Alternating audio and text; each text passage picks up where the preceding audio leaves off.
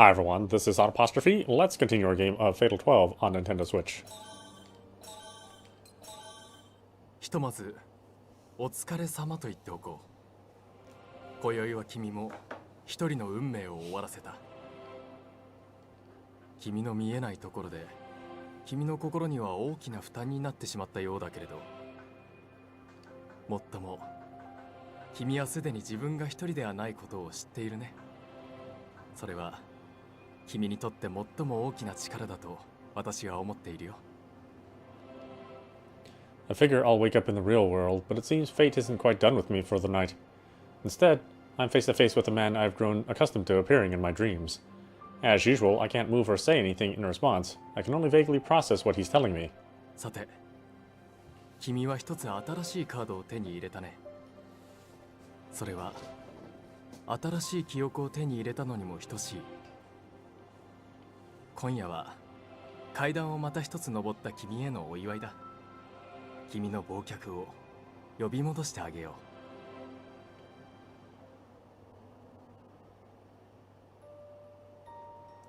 う。It's a scene from my childhood. At the time, I was playing at a nearby park. I say park, but it was rather a famous tourist spot. I went there often as a kid due to my gran being too busy with the store to entertain me. This had to have been before I started elementary school. It was there I met a girl around the same age as me. どうしたの? She didn't answer my question. It was rare to find other kids there my age, so I probably wanted to play with her. So I kept talking with her, and she kept ignoring me. I eventually gave up and just sat down next to her. She was staring into the distance, seemingly at nothing. When I noticed that, I decided to follow her gaze without another word. Once it was time for the park to close, we both left. I told her I'd see her next time before we parted ways, but she remained silent. The day after that, she was there again, in the same spot, staring off into the distance. I sat beside her without a word. Thinking back, I'm amazed I was able to do that. It must have been that I wanted to mimic her or something. I spent the day sitting with her until the park closed. I told her I'd see her the next time before we parted. She spent the day after doing the exact same thing, as did I. As usual, I told her I'd see her the next time we parted. But things changed the day after that. 僕、明日から遠くへ行くんだ。 I remember thinking it was weird that she sounded so boyish despite being a girl. I probably should have had a stronger reaction when the girl who had been silent for 3 days finally talked to me, but I guess that's just how kids were. 遠くに? そうさ。僕のお父さんは車で事故を起こして人を殺しちゃったんだって。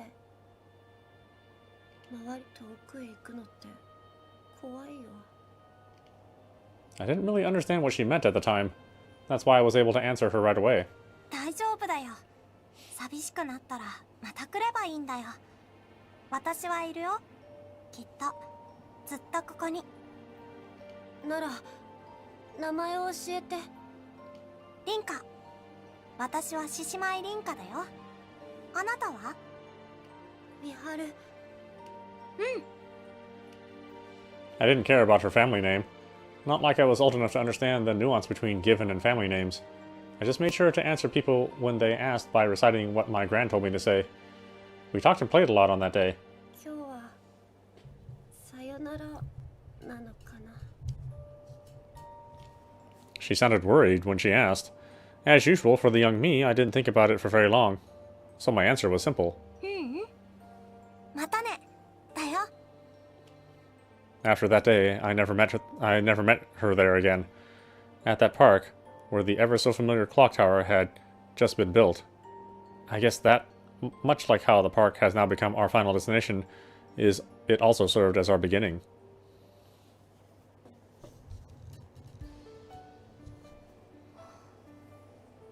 なんでこんな記憶を忘れてたんだろう。 It doesn't feel like I've had a nightmare when I jolt awake. I normally wake up in a cold sweat whenever that man appears in my dreams. Looks like Lete pawed the covers off me at some point, and that explains why I feel so cold. Actually, it's got nothing to do with the temperature. It's got more to do with the fact that I remember the man appearing in my dreams. I'm not sure why, but I'd completely forgotten about him until now. That's right, he appeared a number of times before, too. Some theories claim that the brain organizes one's memories while they sleep, which results in our dreams. It may be possible to dream about past events that you've forgotten based on that theory, but the dreams I have feel more like I'm literally reliving those memories. Dreams. Parsa said that the dream world represents a wealth of possibilities. In that case, they may not be mere memories, but the representation of a world that could be. Who in the world is that man? Probably pointless to rely on Lette for an answer. Who knows, maybe that world has dreams of the past as well? Then again, I can't say whether or not cats even dream in the first place.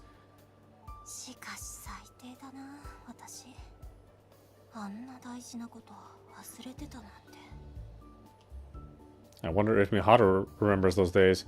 Then again, it's Miharu we're talking about. She definitely does. She probably noticed that I'd forgotten and decided not to bring it up. Those events feel heavier than her confession, somehow.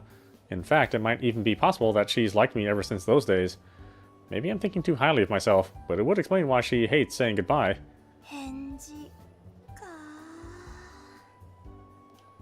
I feel my cheeks heat up as I recall her confession. It's almost been a week. It's almost been a week. I wonder if there's a time limit or something for people on the receiving end of the confession. It'd help if someone told me. I'll put it off just for a bit longer. If she asks about it, I'll apologize and explain. Alan and Federico are still at large, so I don't want to answer her until I settle things with them.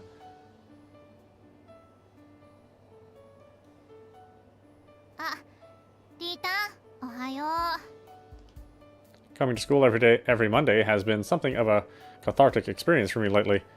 It's proof that I am able to live and see another week. Miharu is already there by the time I arrive, so we spend some time chatting until class starts.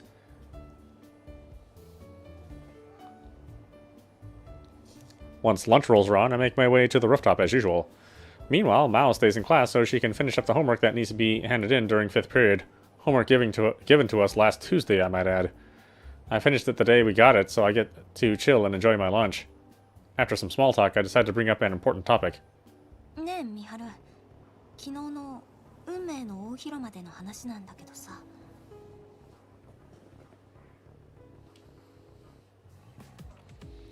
I'm referring to the discussion between Federico and Parsa about whether or not her vessel has access to her powers. While it turns out that isn't the case, Parsa did say that she retains the ability to alter fate, even from within her vessel. That statement seemed to take Miharu by surprise.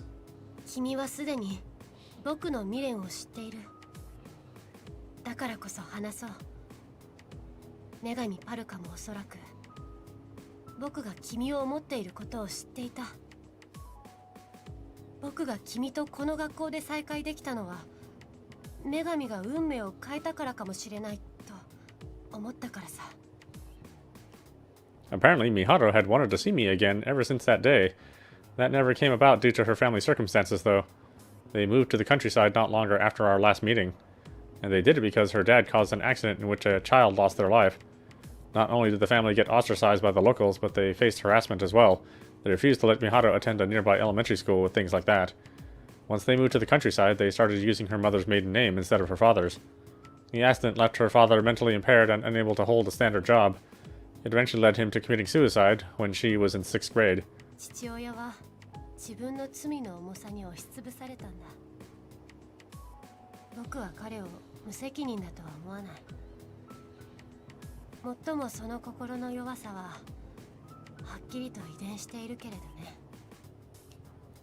Suicide was Miharu's cause of death as well. I know this, but I've never asked why. It might be best that I never know, in truth. Miharu continues her story. Her father's suicide incited rumors that the accident he caused... Her father's suicide incited rumors of the accident he caused to spread. The results were even more fierce in such a small rural area. It led to her entire family having to move once again. Having returned to Tokyo, Miharu chose to enter Amicha because it offered scholarships to middle school students, and it carried appeal to those wishing to attend college. She only knew my name at the time, so the chances of our meeting again were slim, especially when you consider that I wasn't part of any clubs or particularly well known. Even so, Miharu's wish to find me again never faltered. She figured she would have the best chance by going to a school in Tokyo.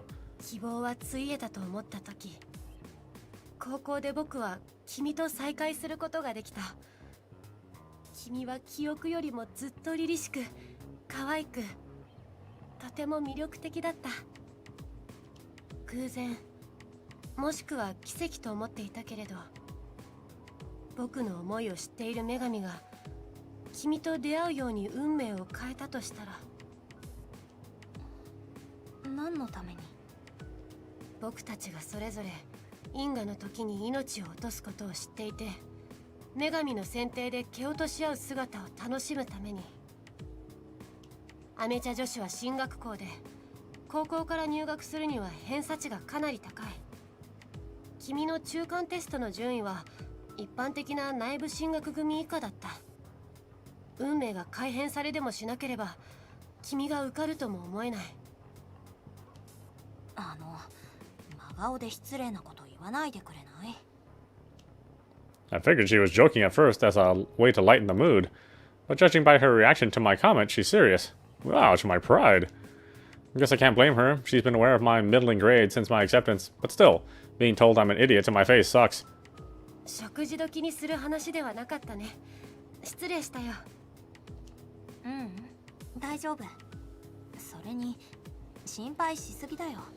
私だってちゃんと勉強すればそれなりの点数は取れるしね。高校受験の時は頑張ったし、自分の実力だって言い切れるよ。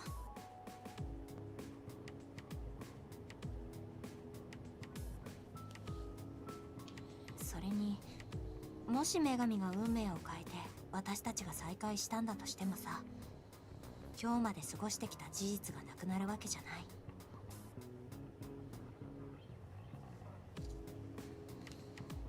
I'm confident in that claim.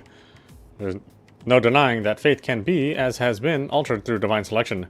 The results may not be perfect, but it's clear that there's a power we can't begin to comprehend at play. Still, that doesn't make the time we spent together meaningless. ああ、そうだね。余計な心配だった。After saying that, she offers a pleasant smile. Her hair dances with the gentle breeze. ところで、僕に疑われないように期末テストはちゃんと勉強するんだよ。こんな状況だけれど、君にはこれからも学校生活があるんだから。美晴もでしょ。私の意見は変わらないよ。The bell rings soon after. It goes to show how long we've been talking. We clean up in a hurry and make our way to class. She never asked about my answer to her confession, despite our being alone. I feel bad about that.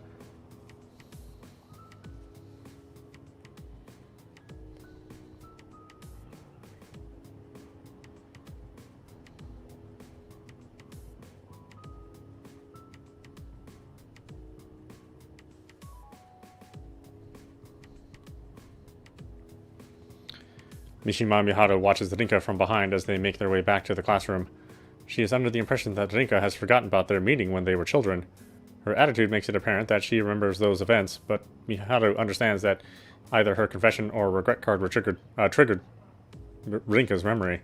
She doesn't mind if Rinka forgot, considering how long ago it was, and in fact, it would be a bigger issue if she does remember, based on her attitude towards Miharu. Miharu is willing to forgive Rinka no matter what she does, though.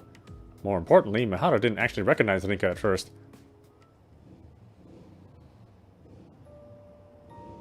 It was Miharu's first year at Amicha. She often found herself alone due to the lack of friends besides Mao. Her superb grades and looks caused others to avoid her for reasons only they understood. One day, soon after starting high school, she was on the rooftop by herself, as Mao had business elsewhere. The scars on her wrists were already present. However, due to being alone, she had forgotten to keep them out of sight. 痛くないの？ The school year had just begun, so she didn't know the name of that girl. At first, she thought they might be from the middle school due to their height, but the uniform ran counter to her assumption. Miharu made no attempt to answer their thoughtless question. She was panicking over the possibility of her wrists being seen. Doubly so due to rumors that had begun to spread. ま、いいけどさ。ここ開放されてたんだね。私もちょっと風を浴びたかったから。After they say that, they sit down right next to Miharu. Miharu swears to herself that she won't speak to them. She gazes towards the horizon instead. They never did try to say anything else to her, though. Miharu eventually caved and braved a glance at the girl. They were gazing into the distance as well. Something sparked within Miharu the moment she looked over. She knew she was right, and yet she couldn't bring herself to speak. 予例だね。 Saying that, the girl stood up to leave. Much to Miharu's surprise, she found herself far too nervous to give any kind of response. じゃあ、またね。 That innocuous event was all it took to set Miharu free. It only took her until that afternoon to learn that the girl's name was Shishima Rinka, and by the end of the next day, they and Mao had become close enough to have lunch and go home together.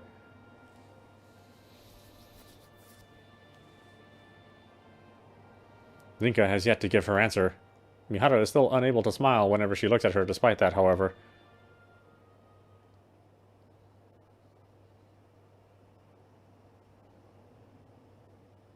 I head back home as soon as class is over. Miharu left in a hurry due to their work, while Naomi has other things to do. Mao is normally the one to ask if she wants to head home together, so I left without her. I hear the sound of someone racing up behind me on my way, though. リータ I guess Mao has decided to chase after me. どうしたの？リータンさ、ミハルにまだ返事してないでしょ。うん。ま、リータンらしいですな。ちゃんと考えてるってことだもんね。きっといろんなこと考えてるでしょ。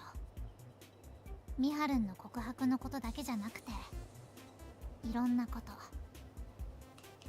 リータンの今一番考えないといけないこと、やらなくちゃいけないこと、それが終わるまで答えは出せないってことだもんね。オッケー。だから返事はもうしばらく時間かかりますってミハルンにそれとなく伝えておくね。Times like this make me wonder if she really isn't involved in divine selection at all. I know deep down that she isn't, though. While she can seem dense at first blush, Mao can pick up on the most subtle clues. In fact, she might know more about us than the change in our behavior than we do ourselves. 大丈夫。魔王様に任せなさい。だから時間がかかっても答えはちゃんと決めること。どっちに転んでもうちらは変わんないからさ。いや、付き合った場合はで、あれこれ2回目だね。あ、ついでに言っておくとナオリンも感づいてるっぽいよ。マジ？大マジ。まあだからどうってことでもないんだけどね。じゃ、また明日。 Mao dashes off in front of me after saying her piece. There's no one who shows their consideration quite like Mao. Although that was a huge relief for me. She made it clear that I have time to think and answer when I'm good and ready. My priority isn't how our relationship will develop moving forward. It's figuring out how to make sure we both survive.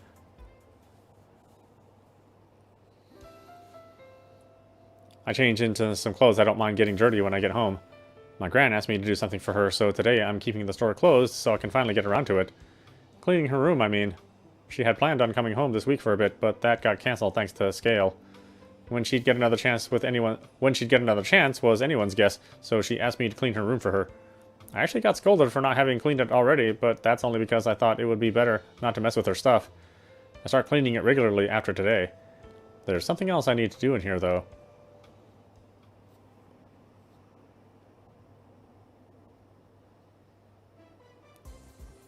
お帰りなさいま。いってらっしゃいませ。 Miharu attempts to greet her customer as per usual, but she switches gears the moment she sees their face.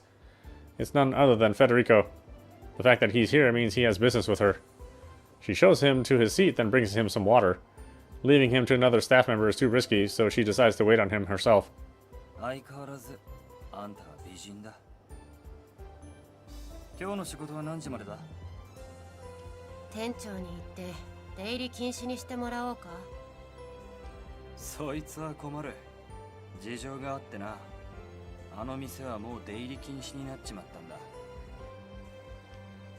It isn't hard for her to figure that he's referring to Milk Crown. She isn't aware of the specifics, but chances are it involved him getting blackout drunk. More importantly, something seems off about him to her. He seems far more composed than usual, almost like he has completely changed since she last saw him. どうした？なんでもないよ。そうだな。あと1時間ほど待っていてくれないかい？そうすれば休憩に入るから、僕がここに来よう。ああ、そうだ。とりあえずワインリストをもらえるか。残念ながらそんなものはこの店にはないよ。あるのは偽物の愛情がこもったまずいコーヒーだけさ。んじゃ、そいつを一つ。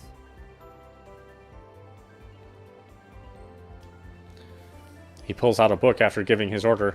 It's a book that seems unusual for a man like him. Not on a visual level, the cover suits his image quite well. Rather, its contents, a collection of works from a famous painter.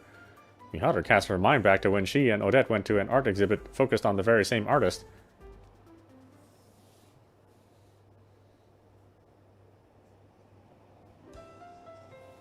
I retreat to my bedroom after an hour or so of cleaning. Dealing with 2 months' worth of dust is tougher than expected. Lots of vacuuming, not to mention the initial round of dusting. Doesn't help that she's got everything nice and organized, so I have to be extra careful. I'll need to do this on a regular basis. I'm about halfway done now, so it feels like an appropriate time to take a break. I give my thoughts room to breathe. Cleaning her room doesn't bother me at all. It just hurts when I think that I won't see her again for a while longer. In all honesty, I'd be lying if I said I don't hold a grudge against Scale for what he did.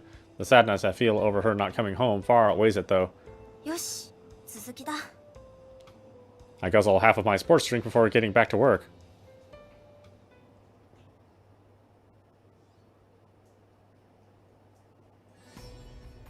Alan Scorpion finds himself standing outside Lion House.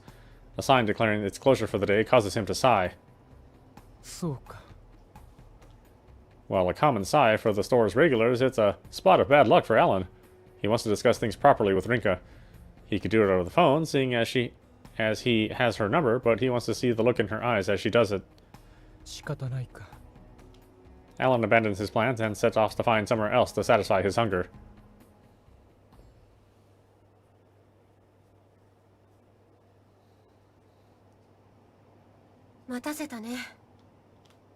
Federico has long since finished his coffee by the time Miharu comes over to see him.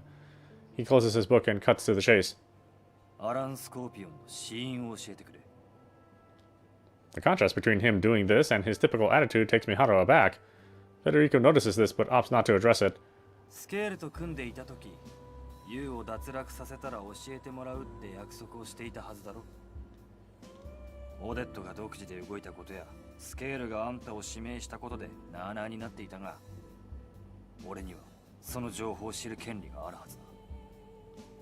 His attitude continues to surprise her.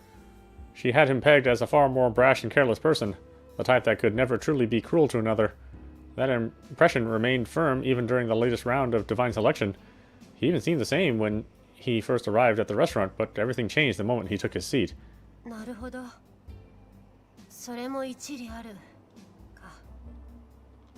She takes a moment to think before answering. Ignoring him outright is one option, but he seems to hold no hostility towards her. Add in the fact that he seems worth talking to now, and...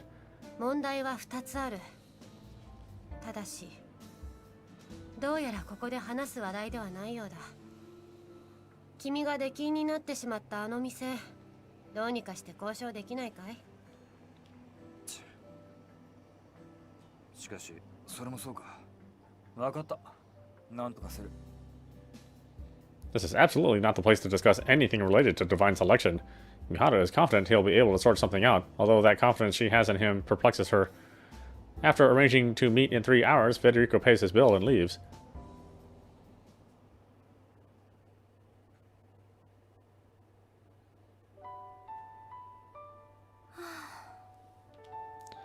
Night has fallen by the time I finish cleaning my grand's room. Getting it all out of the way today was a good call, at least. It looks nice and clean now. All that's left is to wash the windows on Saturday, and take a nice warm shower to wash off all the sweat and dust. Ideally, I'd follow that up by crawling into bed and sleeping, but there's something else I need to do first. I take a deep breath and turn my attention to a certain book.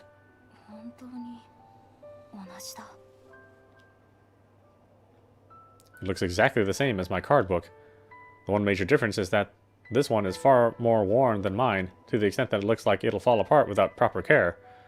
The color and decorations on it are practically the same too, although hers feels somehow more unique than my card book, almost like it was handcrafted as opposed to being mass-produced.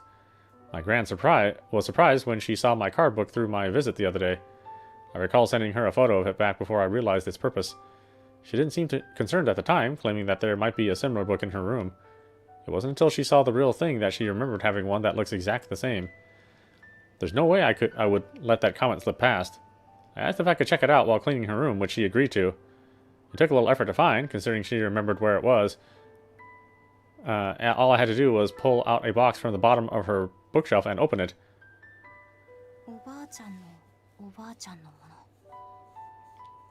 That's what she told me anyway. That would mean that this has been around for over 100 years. Makes sense considering its ragged condition. The book's history alone makes it a pretty important relic. With that in mind, I take a deep breath before opening it. Its contents are all written in English, which doesn't surprise me. My gran revealed that her own gran was from England, making her a quarter English. I was kind of amazed that she never once brought that up in the 16 years we'd spent together. When questioned about it, she replied that it's because I never thought to ask. Not only does this mean I'm 1/16 English, but it apparently also explains the gold coloring in some of my hair.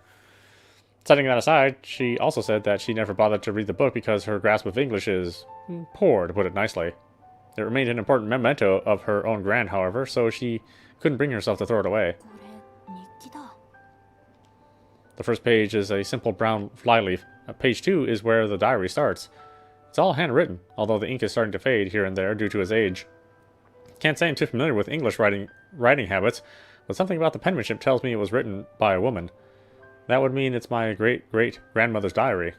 I place my card book next to the diary before reading it. I should be able to read it just fine thanks to the card book's effect.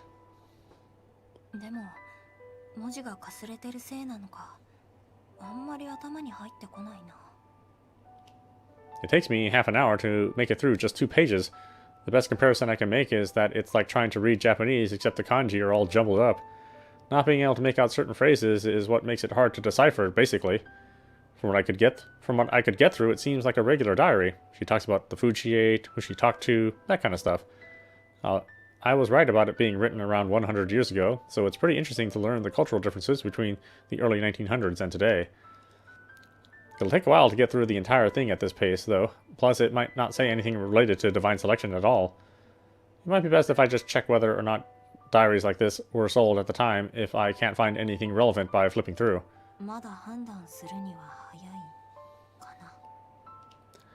I'll read one more page tonight before bed and then a few more tomorrow. That should be enough to decide if it's worth pursuing the rest or not.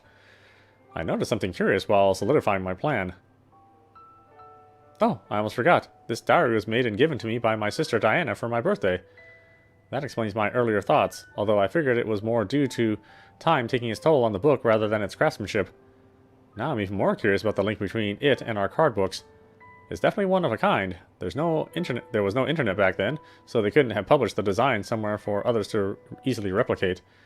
The theory I had 10 minutes ago had already been proven wrong thanks to this.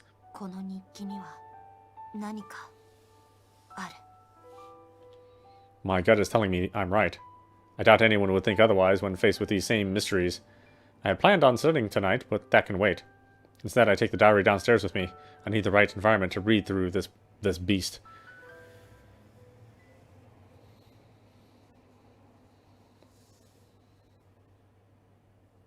Miharu finds herself at Milkround for the first time in around 2 weeks. While the idea of a high schooler visiting a bar like this is problematic in and of itself, Miharu has already become accustomed to it. Federico is already there by the time she arrives. He's wasted no time in buying a drink, it seems. The bar's lighting reflects off the amber liquid in his glass.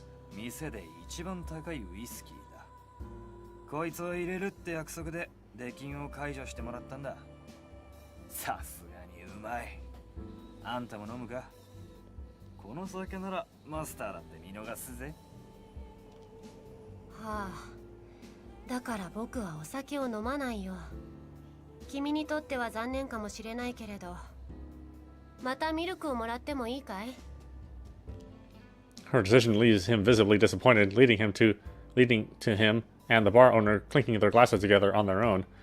Miharu sighs in response, as the owner doesn't seem to care at all that Federico has been barred once before, now that he's forking out a hefty sum for a drink. さて、ここからは俺たちの時間だ。誤解を招くような言い方はやめてくれ。ジンマシンが出そうだよ。Federico's attitude while drinking is much more in line with her previous image of him. She feels an odd sense of relief over this. まあいい。アランの死因を教えるにあたって2つ問題があると言っていたな。まずそれを教えてくれ。ああ。一つ目は、僕はアラン・スコーピオンの死因をカードに書かれている情報でしか知らないということだ。She goes on to explain that she doesn't know the details behind how it happened. This means that Federico will be unable to obtain a card even if she reveals it to him. 構わねえ。先に言っちまうが、俺はこれからインドに行く予定だ。なんとしてもあいつの情報を集めたいんだ。スケールから聞いた情報はあくまで紙の上の情報だ。奴の家族にも会ってみて、死因と未練の詳細を探す。カードの情報だけでも知ってればだいぶ楽になるからな。正気かい？ああ、あのゴリラ女なら手詰まりになれば迷わずそれくらいはやってのけるだろうからな。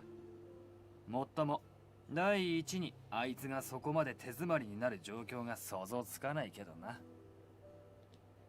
He urges her to tell him about the second issue. Before she can say anything more, he downs the rest of his drink and gets his glass refilled. 君が情報を集めなくても、アラン・スコーピオンは脱落する。おそらく彼はリンカに敗北するつもりだ。Miharu had already heard about how Scale targeted Rinka's grandmother and how it was Alan who saved her. It was easy for her to deduce that Alan felt some sort of attachment to Rinka based on both that and what she had heard previously. At the same time, his actions didn't seem like those of someone who intended to survive divine selection. なるほど。だが、それは問題にならねえ。なぜなら、俺の目的はあのすかした野郎を俺の手で脱落させることだからだ。意地というわけかい？僕はアラン・スコーピオンを無視してリンカや僕を狙った方がいいと思うよ。悪いな。あんたの体に興味はあるが、あんたらにもう興味はねえんだ。Miharu can only think of one woman as she watches him laugh after making that comment. It leads her to understand why he felt like a different person before. どちらにせよ、君にアランの死因を教えても僕たちにデメリットはないだろう。それに約束を破るのは気が引けるからね。彼の死因は毒死さ。詳細はわからないが、有名若社長のアラン・スコーピオンなら想像もつく。君がこの情報をカード化するのはそう遠くない未来だろう。ありがとうよ。さて、俺は明日の朝一の便でインドへ向かう。断る。高校生を何だと思っているんだい？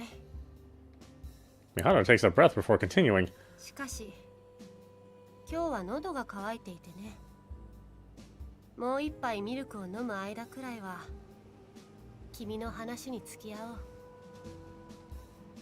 There is a reason why she decided to say this. It's because she knows. She knows this will be the last time she and Federico will ever cross paths in the real world.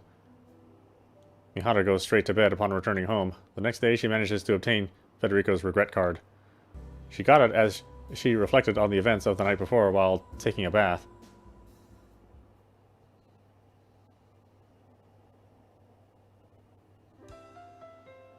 I feel about ready to collapse when I'm only about 1/6 through the diary. I've always been a slow reader, but I'm probably going twice as slow thanks to the faded writing. 日記だね。 And that's about the only thing I can say for sure after what I've read so far. I feel both guilty and slightly embarrassed reading it since it feels like I'm peeking into someone else's life. Apparently my great-great-grandmother's name was Linda. The vague similarities between it and my own name makes me feel a bond with her. Her dad was an English clockmaker. Both he and his wife moved to Japan before Linda was born. He visited Japan once before to instruct others about his craft, and it left quite a positive impression. The decision to move was a result of the company he previously instructed offering him a permanent position. Linda was born not long after they moved, and her younger sister Diana followed the next year. I doubt that my gran remembers much about Diana, and I'm just now noticing how well designed this diary is. My bias against the design, thanks to my card book, got in the way of that. She must have been a nice person if she's willing to make something that's this nice for her sister. The contents of the diary itself gives the impression that they got along well. Part of me feels a bit jealous since I don't have any siblings. Now that I think about it, Mihato and Naomi are the same. Mao has a younger brother, which makes her my only friend with a sibling. Anyway, I close the diary after glancing at my clock. I make sure to be nice and gentle on the spine, so the spine doesn't crumble. これは今週いっぱいかかりそうだな。 Having decided to pick up where I left off tomorrow, I head up to my room.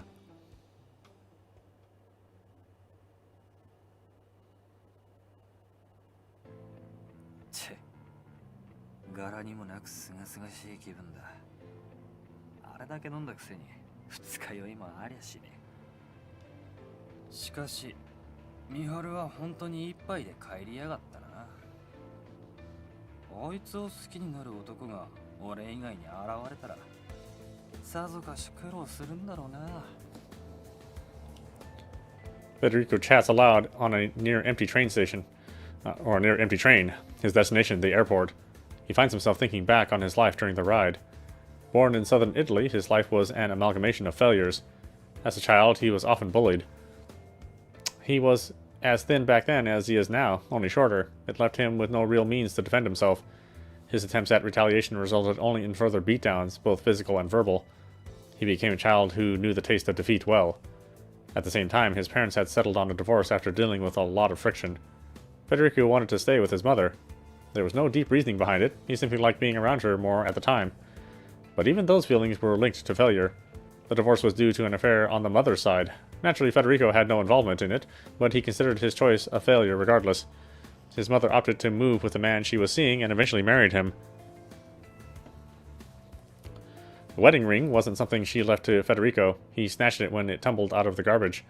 Even so, he couldn't bring himself to part with it, as it represented his desire to see her once more. 20 years later, he finally realized that it served to symbolize his inability to win his mother's love.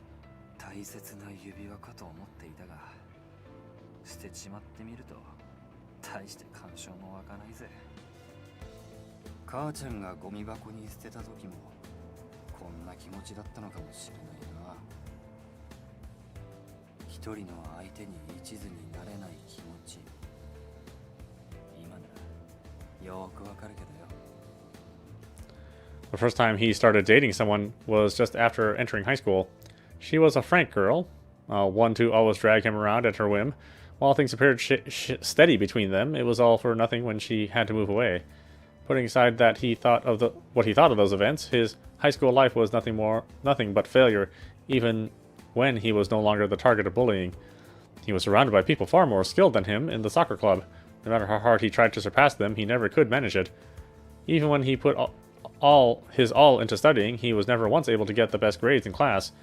Compounding these with the failures of his childhood led Federico to become a child who would always hold himself back, not that he was aware of it.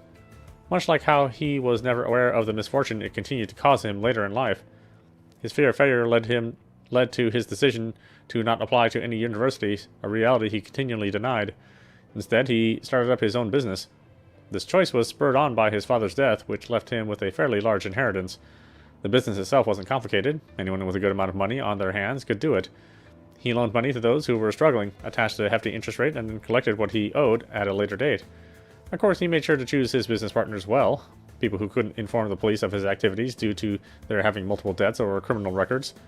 In other words, those who had experienced failure on an even greater level than him. There were a number of ways to deal with those who wouldn't pay up. He could force them to visit other loan sharks, lay claim to whatever valuables they had, or simply beat the money out of them.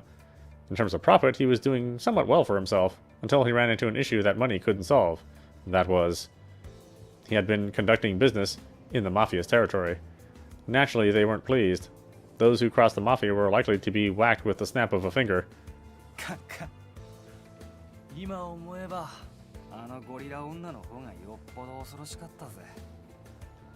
物理的にな。In the end, Federico's first ever business venture resulted in failure. There was only one way for him to escape this situation. He presented the profits he made to one of the Mafia's higher-ups and became a member himself. He never held any significant positions there, but his abilities allowed him to bring a fair amount of money into the organization. He even began targeting landowners, convincing them to give up their land in exchange for social status. There was one issue, however. A majority of the money he made was funneled straight to the higher-ups, which ticked him off. That led him to laundering the organization's money by transferring it to a bank in Switzerland. He set his eyes on a certain shipping company too, one he had dealt with before. Of course, it was no ordinary shipping company. They dealt in weapons, stolen goods, and much more. The boat itself was stateless, but its representative was a woman from France. They were effectively a group of independent mercenaries.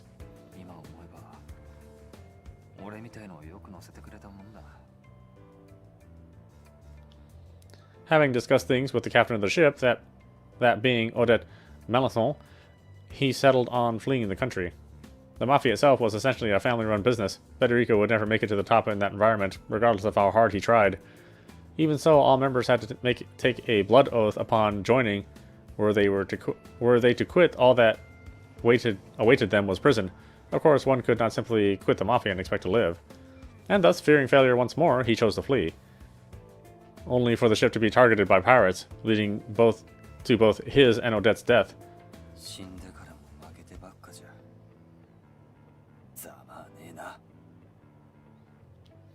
By reflecting on his past, Federico was able to lull himself to sleep until he arrives at his next stop.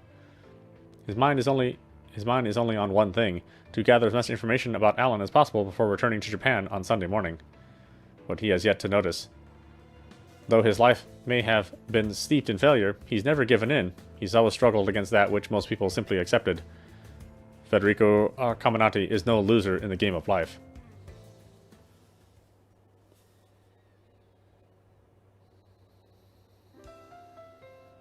I make sure to open the store after school. I've been feeling better now that my grand's room is all neat and tidy. Once closing time comes around, I go about my usual routine before bringing the diary downstairs to read it. As always, I make sure to handle it with the utmost care. And then I delve deeper into the daily lives of Linda and Diana.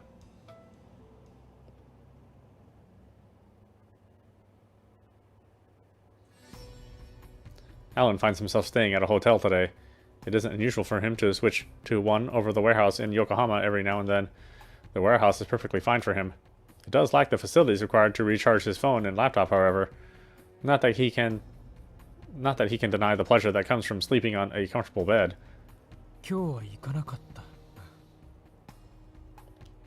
While he had made the decision to visit Rinka yesterday, the store she was running was closed. Today, on the other hand, he simply couldn't bring himself to go. If proof was needed for the butterfly effect of missing one's opportune moment, this would be it. It would have no influence on Alan under normal circumstances, yet he finds himself unable to operate as usual when it comes to Rinka. He collapses onto his bed and casts his mind back to the first participant he eliminated.